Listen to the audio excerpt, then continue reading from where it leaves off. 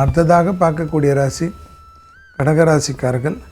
கடகராசிக்காரர்களுக்கு கண்டிப்பாக ராகவேந்திர வழிபாடு மிக மிக முக்கியம்.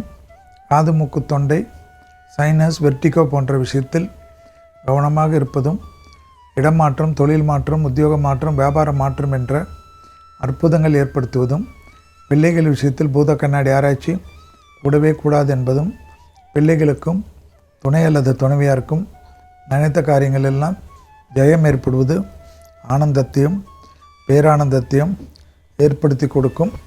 தொழில் ரீதியாக பெரிய நம்பிக்கைகளை ஏற்படுத்தக்கூடிய காலகட்டம். உத்தியோக ரீதியாக இருந்த சிக்கல்கள் பரிபூர்ண நிவர்த்தி ஏற்படும். தாய் வழி உறவில் சங்கடங்கள் நிவர்த்திகள் காணப்படும்.